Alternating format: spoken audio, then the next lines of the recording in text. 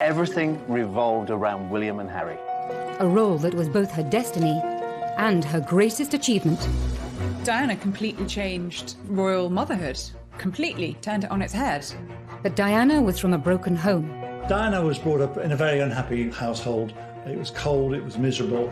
And the odds were stacked against this shy nanny right from the start. Married into a family firm shackled by tradition, with a husband ill-prepared for fatherhood. Charles, basically brought up by nannies.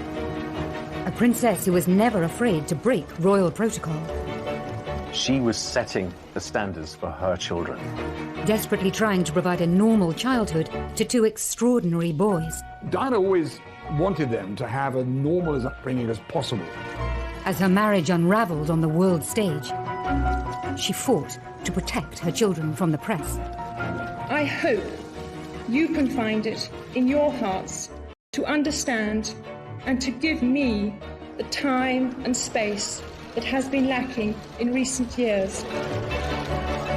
How did Diana create a revolution in royal motherhood? We examine the secrets behind her unique parenting style and ask how her sons have learned to live with the tragedy of her loss.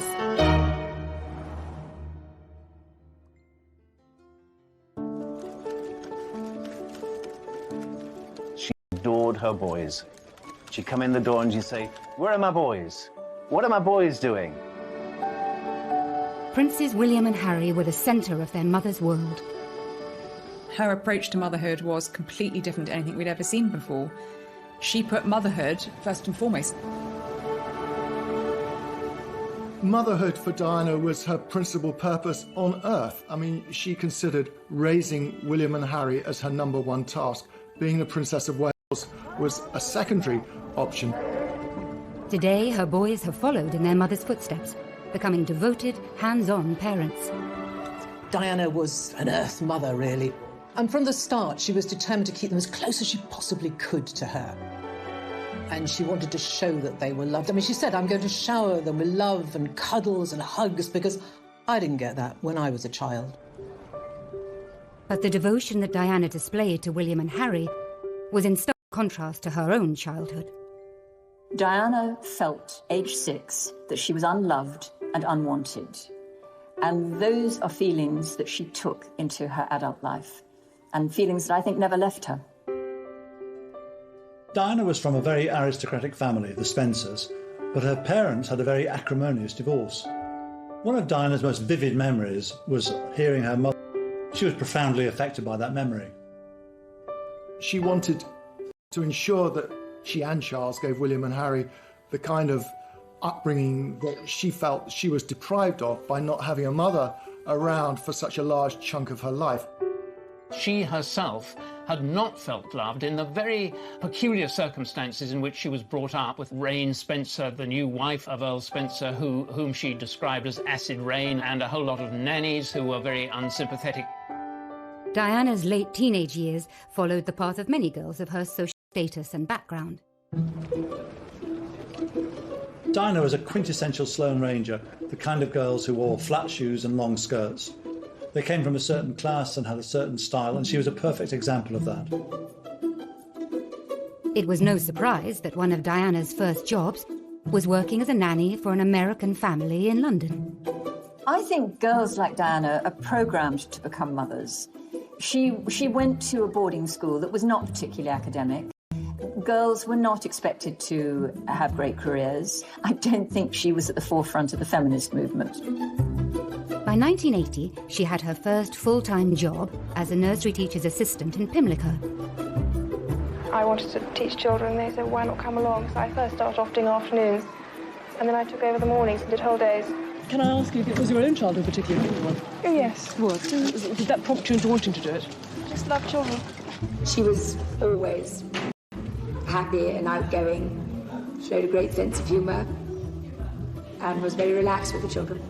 From the minute she walked in, you could tell that she had a really genuine love for young children, particularly the very small ones. And anyone who arrives with a baby, you could guarantee that she would be there to feel the baby.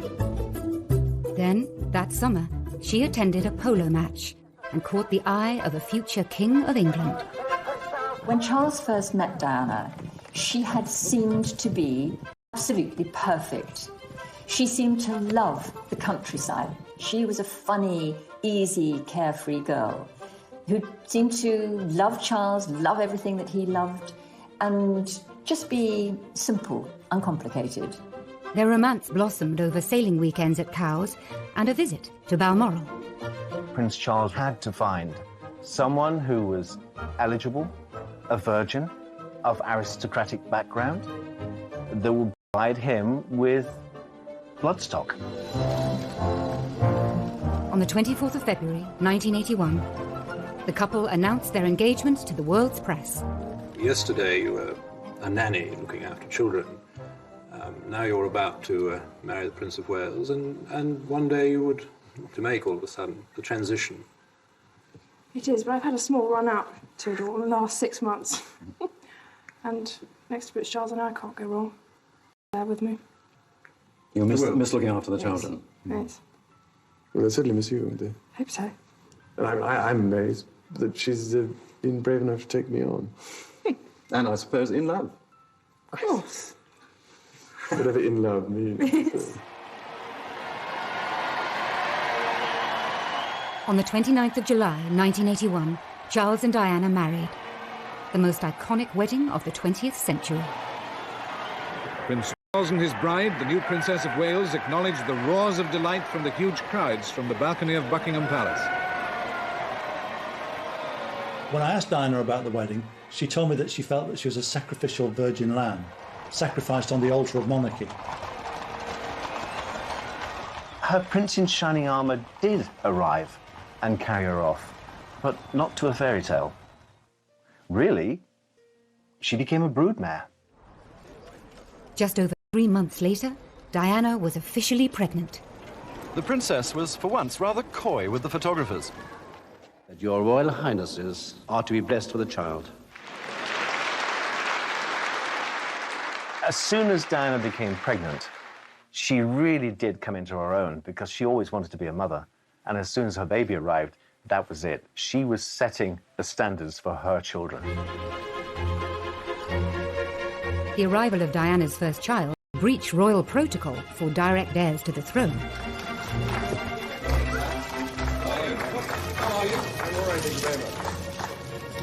Diana was the first to give birth in a hospital. That was unusual at the time. But this was the beginning of change within the royal family. I mean, Diana, from the start, was doing things in her own way, and that was a different way. The Queen. It was the moment the crowd were waiting for. He smiled and waved to them. They cheered back. The Queen had given birth at Buckingham Palace, and that was considered the norm in those days. This was a surprise for the royal family when the royal surgeon was told that he wasn't to deliver the baby, and someone else would. 1-0 to Diana. Diana had broken the rules and won.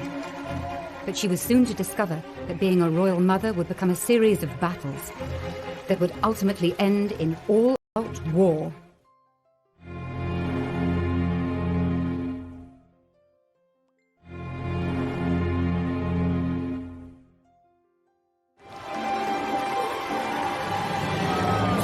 On the night Diana had given birth to a boy, news teams sent to Prince Charles's country estate were ordered to capture ecstatic local celebrations. In Gloucestershire, the children celebrated in their way. Dear Princess Diana and Prince Charles, congratulations on the birth of your new baby. Her number one job was to produce an heir to the throne, and if possible, a boy. And that's precisely what she did. They were both very, very happy when their son was born. You know, that was a real boost. Charles could not have been happier. Charles and Diana's new baby was now second in line to the throne. They have been saying, well done, Charlie, let's have another one. On the programme of events. Bloody hell, give us a chance. Have you thought of a name yet, sir? Have you thought of a name yet? No, we thought of one or two, Is the but princess well? Any bit of an argument about it.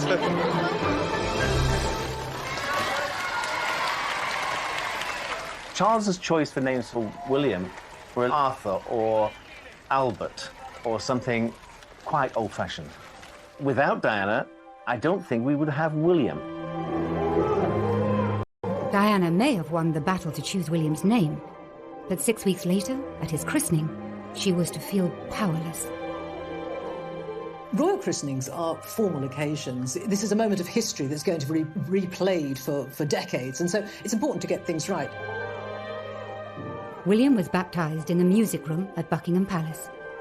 But Diana wasn't consulted about what time would work best for her baby, and the morning didn't go well. It was feeding time for William, and it wasn't a great time for having their photographs taken, where she had to control a young baby who was getting restless. He was grisly, he was crying, and she was, I think, mortified by this. It was difficult for Diana. It looks excruciatingly embarrassing. She's really flushed. And Diana and Charles are just trying to make William stop crying. So it didn't look a very relaxed occasion, I must say. She famously put her finger in his mouth to stop him crying. I mean, it was a brilliant piece of enterprise by Diana. But yes, later she claimed that she felt sort of an extra from that whole scene, that it was much more about the royal family and presenting an image to the world than the welfare of William. In her eyes, the royals put duty first and childcare second. With Princess Diana, it was always going to be the other way around. Diana's royal tour. Once Diana became a mother, she did take control of her own destiny. She insisted that William went on tour with them to Australia. Diana caused a huge sensation in Australia when she and Charles went there, taking William for their first official tour. William was just beginning to crawl, so he was about 9 months old. Diana completely changed royal motherhood, completely turned it on its head. She put motherhood before monarchy, and that was not traditionally what had happened for generations of royal mothers and women. Ladies and gentlemen, this evening I couldn't possibly stand here and speak without mentioning our small son, William. I hope that his presence here has helped to provide that family feeling, which I know my wife and I feel is so important. For Charles, Diana's hands-on approach to mothering was worlds apart from his own upbringing. Charles really didn't have an ideal role model as a family, because his mother, though I'm sure the Queen loved him very much, was away working for so much of his young life. I think he was only 4 when his parents went on a 6-month tour of the Commonwealth, and he was left with the grandparents and with the nannies. From Lime Street to Euston, where the Queen with Princess Margaret and Prince Charles were waiting. Charles came to greet his mother after her return from a long tour abroad. And it was as though he was part of a delegation meeting the Queen, instead of being her son, whom she hadn't seen for such a long time. So rather than kissing him and hugging him and showing human emotion, the Queen felt that she had to shake hands with him. And in a way, that's who the royal family are. They don't show their emotions in public. Both the Queen and the Queen Mother came from a very different world. In a world where children were pushed away into the royal nursery and brought up by someone else, and they were just brought out at certain times. Prince Charles and Princess Anne famously had a life up in the royal nursery, so very rarely did the Queen see them. They'd be brought down at tea time. A tartan rug will be spread on the floor with a few toys, and children are placed very nicely so that Granny can have 5 minutes with them. Diana broke the royal mould in the sense that she dispensed, to some extent, with the whole nanny state. She breastfed her children, she put them to bed herself, she Prince of Wales decided to provoke some action, first with a handkerchief and assorted noises.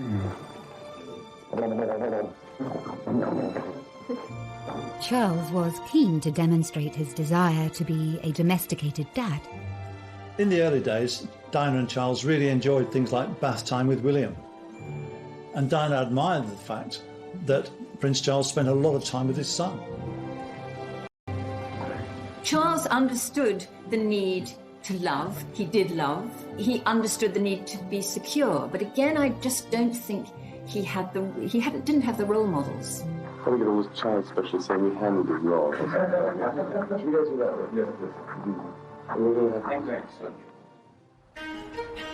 Less than 2 years later, the couple were delighted to announce there would be another addition to their happy young royal family. The Prince and Princess of Wales were at their London home, Kensington Palace, when the announcement was made. Within an hour, a crowd of well-wishers had gathered. I'm absolutely thrilled. I think it's wonderful. She ought to have 6 or 8. You think so? Yes. Well, she said she wanted a large family. She's a good mother, and they can afford it. And lovely, what could be nicer? She's done everything right, 100% perfect. We're very thrilled about it. Prince of Wales needed to find a bride who could provide him with children, and it was Diana, and that's precisely what she did. The House of Windsor was secure. Like any father, Prince Charles was keen to introduce his two sons to each other at the first opportunity. And so it was that Prince William was led by the hand back to the room where he was born 2 years ago. William, of course, was excited about seeing his mother again, unaware and uncaring that he was also to visit the new third in line to the throne. Prince Harry was born on the 15th of September, 1984. The tiny bundle in the white shawl was receiving his first sights and sounds of the outside world. But from the glimpse we saw of him, it appeared he was fast asleep. The princess looked happy, relaxed and well recovered from her labour. But the birth of a second son would prove to be the high watermark for Charles and Diana's relationship. During her pregnancy with Prince Harry, Diana told me that she's had the happiest time with Prince Charles. But the shutters went down after the birth of Prince Harry. Prince Charles said, oh, it's a boy. He wanted a girl, and he had red hair, so he was a Spencer. She said that something in her snapped after Harry's birth. Diana was a very, very complex character, and I think she was a very damaged character. And in common with many people who have the sort of damage that she has, they can present a very, very normal and happy front to the world. But when they go behind their front door, what Charles saw and the people who lived in their household saw was something very different. Over the next few years, Diana's deteriorating mental health would coincide with Charles's new affair, with his first love, Camilla Parker Bowles. We were an unhappy organization. We were keeping a lot of secrets. We were conscious that at the heart of what we were doing was this deceit. And that had a corrosive effect on relations. It had a pretty corrosive effect on the way we delivered the royal engagements that we did. They were all pretty good, but I used to think how much better they could be if the effort we were putting into concealing the truth were actually put into the day-to-day royal business. William and Harry were kept away from the underlying issues within the royal household. Despite the ordinariness, if you like, of the William and Harry's childhood, there were huge numbers of staff. I mean, Diana liked having people to take care of her, as does Charles. So there were nannies and all sorts of aides and assistants who could spirit the children off and entertain them. In those formative years, they were unaware of the difficulties that their parents were going through. And I suppose in that sense, they were quite privileged because there were people like me, the team that I had, the other members of the household staff, that were able to be part of this entertainment group that gave them laughter, certainly. Diana always encouraged her children to call all her staff by their first name. She saw everybody within the household as an integral part of that family. And thus enabled William and Harry not to be distanced from them, not to be sort of completely isolated. They had the completely free roam of the palace. And I think that's a good sign. But by the late 80s, cracks in the marriage were wider than ever. Diana always told me that she and Charles, whatever their differences, tried never to row in front of or because of the boys. And I do think they tried to be good parents in that way. I honestly don't think Harry ever really knew quite how bad things were between his parents. William certainly did.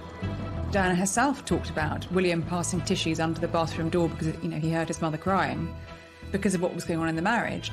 And him declaring that he wanted to be, when he grew up, he wanted to be a policeman so he could take care of mummy. I mean, enchanting sort of anecdotal evidence but nevertheless, it was evidence that William was aware that something wasn't quite right. I think William and Harry were protected during this time because they were away at school. I'm sure it's much the same as many people who go to boarding school. They don't really know what's happening to their parents on the outside. She sprinted past the other mums to finish a close second. But for all the best intentions of protective grown-ups, William and Harry's childhood innocence would soon be shattered. Within a couple of years, their parents would be openly fighting it out in the full public glare, in what became known as the War of the Waleses.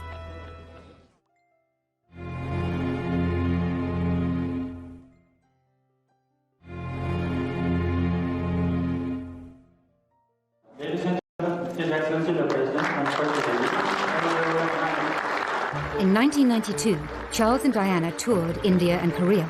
It proved to be a PR disaster. Diana appeared to be reveling in revealing the cracks in her marriage, with missed kisses, isolated photo calls, and moments of misery. In the UK, a series of newspaper stories had created a tabloid feeding frenzy.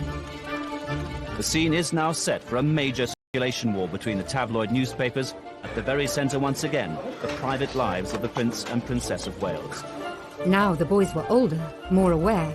The breakdown of their parents' marriage could no longer be hidden from them. It was very difficult for William and Harry to have to listen to their parents' marriage disintegrating in public. It must have been a nightmare for them. The Queen was forced to step in, and by the end of the year, the boys' parents decided to formally split. The separation was announced by the then Prime Minister John Major. It was a very defining moment for the entire world to see. It is announced from Buckingham Palace that, with regret, the Prince and Princess of Wales have decided to separate. Their Royal Highnesses have no plans to divorce, and their constitutional positions are unaffected. This decision has been reached amicably, and they will both continue to participate fully in the upbringing of their children.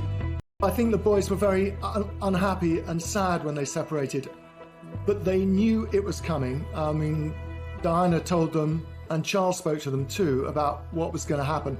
So during the week, the boys would still be in their same bedrooms at Kensington Palace, and every weekend they would then go to Highgrove for the weekend anyway, and that sort of routine carried on. And at one stage, one of the boys said to Diana, actually they were now getting double everything because they got 2 holidays, 2 skiing holidays, 2 summer holidays. And of course they were sad, but William certainly realised that his parents just no longer could live under the same roof. I think Harry said he didn't see enough of either of his parents because they were constantly shuttling between the two as the separation happened. They both saw a lot of things that a lot of young children aren't. Public and private pain that her boys were exposed to. Diana then made a shock announcement, inspired in part by her desire to give more time to her children, away from the spotlight. When I started my public life 12 years ago, I understood the media might be interested in what I did. Clearly, Diana had snapped at that point, feeling that the media were intruding on her privacy, but more importantly, on the privacy of her children.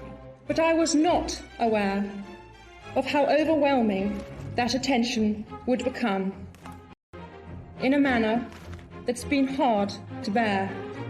She felt if she retired from public life, it would give her breathing space.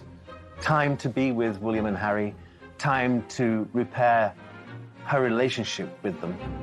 I hope you can find it in your hearts to understand and to give me the time and space that has been lacking in recent years. Of course, her focus was going to be very much on the boys. I mean, I think she wanted to be around more to perhaps to talk to them, to help them if they wanted it, to discuss their lives. My first priority will continue to be our children, William and Harry, who deserve as much love and care and attention as I am able to give, as well as an appreciation of the tradition into which they were born. A month after her separation from their father, Diana treated William and Harry to a surprise holiday on a remote Caribbean island. We arrived on the island of Nevis, free of the press for 2 days. She was there with 2 friends of hers that had their children. She'd sort of, picked up 2 roaming children within the hotel and said, come and play with my sons. They were the same age group. She became the sort of the Pied Piper of Nevis for a while, just gathering in these people from this small plantation inn. I've always said that this holiday with Diana's friends was probably one of the best holidays that she'd actually had. This is a rare glimpse of the real Diana, seen here with 8-year-old Harry, now removed from the restraints of royal protocol and hidden from the gaze of the press. Diana is free to be the fun-loving, hands-on mum. This was a new chapter for Diana as a mother. She and Charles were now modern co-parents, sharing the duty of raising their sons. They got very used very quickly to having these 2 lives, one life with Diana and one with Charles. But of course they were as devoted holidays, and they loved being with the rest of the royal family and doing all those things they did. Now that she was on her own, Diana sometimes treated William and Harry more like confidants than sons. She treated them as equals. And in many ways, they were adults before they should have been. Because of the trauma they've been through in their lifetime, they grew up very quickly. Diana was a very, very loving mother. There is no doubt about that. But I do think that she perhaps shared too much of her personal problems with them. They were children, and I think it's very difficult for a child to see a parent's raw emotions. William once very shrewdly observed about being with Diana that there's always a crisis with Mummy and things are much calmer with Papa. Yet there was one area of her life that Diana was determined to keep private from her sons. I think Diana would have trodden very carefully when she was introducing new men into the boys' lives. I think that was always uppermost in her mind. And I think many of her relationships were secret.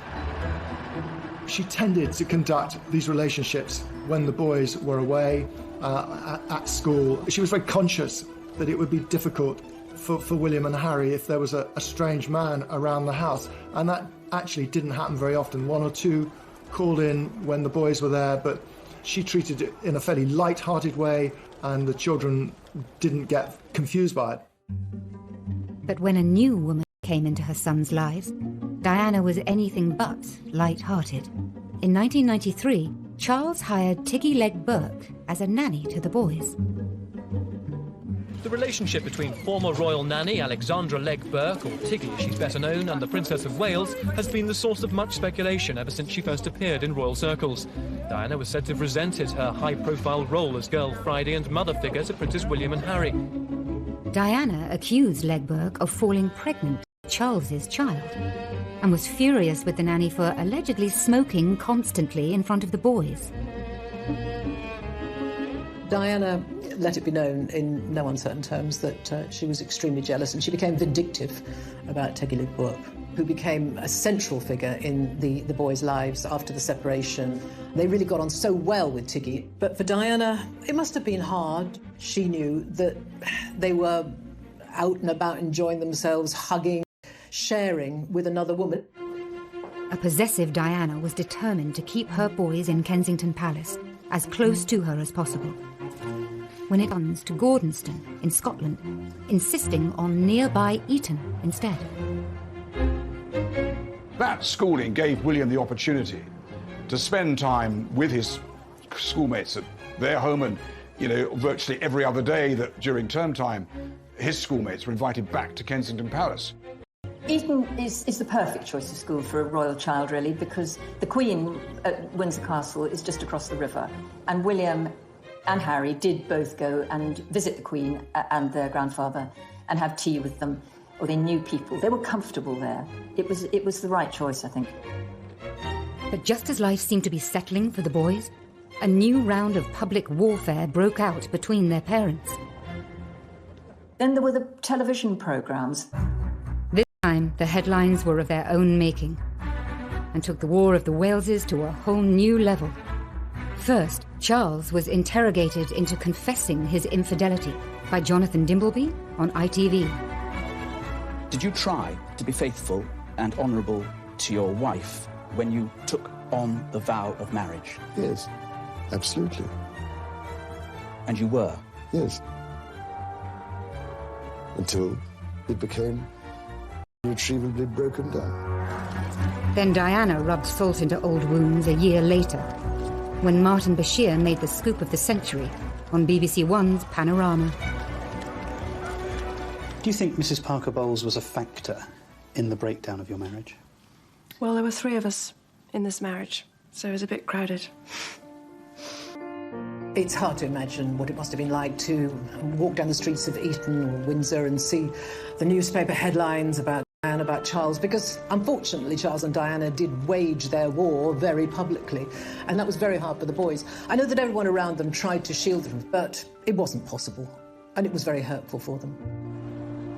All of that, they would have been teased about it. The embarrassment for them, I think just, it's beyond belief. Her primary concern throughout all the War of the Waleses was for her children, what they would think. She said, I worry how other boys will treat them. Because sometimes children can be cruel. Even aristocratic children going to boarding school can be quite barbed. Charles and Diana finally divorced on the 28th of August, 1996. Life for all the Waleses had at last reached a new normal, and Diana was free to become the woman and the mother that she could never be before. I think she began to put her life together again. She then felt, OK, I'm my own woman, I'm going to get on with it, I'm going to do things my way, and if I'm not representing the royal family, I'm going to represent the very best of me, and I know what I'm good at. I'm good at giving tender, loving care. But just 1 year later, almost to the day of the divorce papers coming through, William and Harry's lives would once more be thrown into turmoil and total tragedy.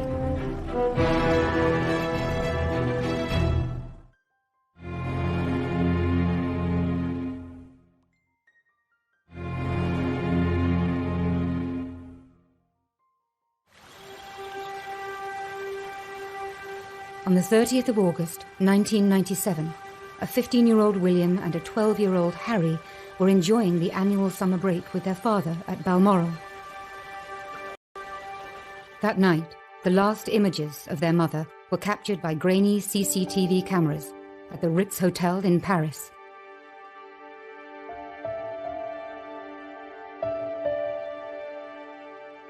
Imagine what it's like being a fairly young boy and your mother dies very, very suddenly, very, very dramatically. You are in one part of the world, up in Scotland. I think both of them felt it was really strange that literally millions and millions and millions of people around the world were commentating and expressing their view on what they should be feeling and how they should be reacting to that. I don't think this public spectacle of 2 hugely damaged, hurting young boys walking behind their mother's coffin, I don't think it helped anyone. I cannot think that she wanted her boys to go through that ordeal, that trauma.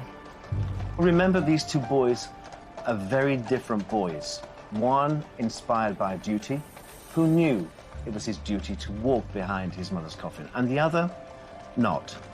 Harry never wanted to walk behind his mother's coffin. Not until the very last minute did he feel that pang of guilt that he should, and support his brother. And that's why he was there, to walk with his brother. I've heard them both at different points talk about how strange they found it, that they were surrounded by all these people, and these people were sort of behaving as though she was part of them, but actually she wasn't. William and Harry were being expected to behave in a certain way, and indeed behaving in that way. boys had lost their mother, but their mother's love for them and their ability to show love lives on. And no father, no mother. Really sweet. Diana's legacy is in every single bit of everything that William and Harry do. I don't think you can underestimate that. Every time I've spoken to Harry, he thinks about what his mother would have thought of what he was doing. And he's spoken about wanting to, make her proud and hoping that she would feel proud with a lot of the work he's done. I think it's fairly obvious to everybody across the world what the key issues are. They're certainly not political issues, they're humanitarian issues, and they're ones that need to be talked about, because if we talk about it, then we'll hopefully be able to fix it before it becomes a complete disaster. And the same with William. I think people talk about, gosh, aren't they just their mother's boys? But they are, consciously. The more we talk about mental health, the more normal the topic becomes, and the more we feel able to open up and seek support.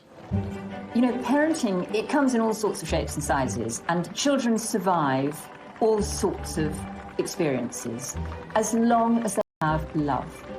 As long as a child feels secure and loved in its first 18 months of life, then it can withstand just about anything. And if ever there was proof of that, then I think it would be William and Harry. They've been through some terrible things, but they have survived, and I think they had, indisputably, an absolute bedrock of love and security when they were small.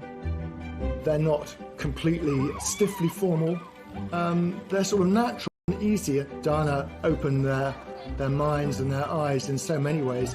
It's given them a very inquiring nature, and it's made them very relatable. People really enjoy meeting them and admire them hugely, largely because of what Diana provided for them. And when he walked through the minefields, I was so proud of him. That little boy who loved his mummy so much, following in her footsteps, literally, paying homage to the path which she trod. William's carrying on his mother's work in a more subtle way. He's approaching homeless, HIV and AIDS at the boardroom level. I feel very closely linked to Centrepoint. It is a charity with which both my mother and father became passionately involved. Indeed, it was while my mother was patron that Harry and I had our first contact with Centrepoint. Prince William is far more Hanoverian than Prince Harry. He's shown himself to be wiser and been prepared to accept what's happened and moved on. And I don't think that Prince Harry has ever really moved on from the traumas that he's faced in his life. You see in William, sometimes the way he will sit and listen to people in a meeting or a conversation or an event. And it's literally like looking at Diana. Reflections of Diana can even be seen in her son's different choice of wife. That she was preparing him to be king one day. Kate is the most perfect support and consort for a king. So I think she would be very pleased with Kate. The one thing she did say, certainly to William, was about the woman he married should first and foremost be a friend. Why did she say that? Well, she felt that she never got to know the Prince of Wales. Harry is a much freer personality with a freer life ahead of him, and Meghan is perfect for that. Diana always said from a very early age there was a very rebellious streak in her. Very independent, very feminist. There are parallels, obviously, between the way Diana decided that the media attention, the way of life was too much for her, and the way Harry and Meghan have chosen to quit as senior members of the royal family, even more dramatic. And I think that Harry is replicating his mother's footsteps there and saying that it isn't the way of life for me. I think Meghan is the one who has possibly taken an objective view and given Harry a way out that he was looking for before Meghan, but hadn't conceived possible. Now, both princes have children of their own. As parents, they seem to be very aware of the psychology behind their upbringing. Prince Harry can't get let go of Archie. He seems to be besotted. It's ironic, isn't it, that Princess Diana, who had a troubled childhood, and Prince Charles, who's complained of distant parenting, have brought up two kids, William and Harry, who are both triumphs of parenting.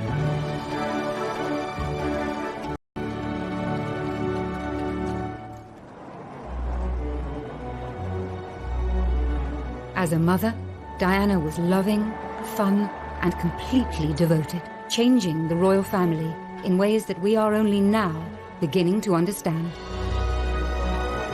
She was a one-off. We are still talking about her now. Diana completely changed royal motherhood. She put motherhood before monarchy. All future royal mothers have Diana to thank for that.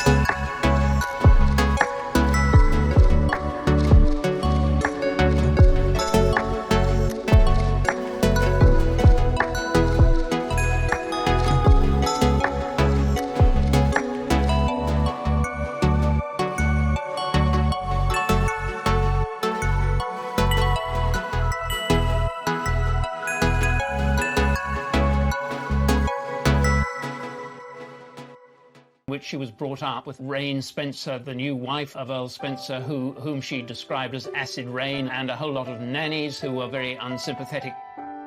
Diana's late teenage years followed the path of many girls of her social status and background. Diana was a quintessential Sloane Ranger, the kind of girls who wore flat shoes and long skirts. They came from a certain class and had a certain style, and she was a perfect example of that. It was no surprise that one of Diana's first jobs was working as a nanny for an American family in London. I think girls like Diana are programmed to become mothers. She went to a boarding school that was not particularly academic. Girls were not expected to have great careers. I don't think she was at the forefront of the feminist movement.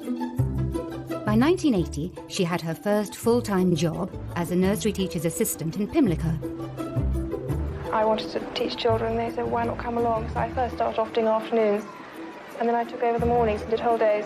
Can I ask you, was your own childhood particularly a good one? Oh, yes, it was. Did that prompt you into wanting to do it? I just love children. She was always happy and outgoing, showed a great sense of humour, and was very relaxed with the children. From the minute she walked in, you could tell that she had a really genuine love for young children, particularly the very small ones. And anyone who arrives with a baby, you could guarantee that she would be there to feel the baby. Then, that summer, she attended a polo match and caught the eye of a future King of England. When Charles first met Diana, she had seemed to be absolutely perfect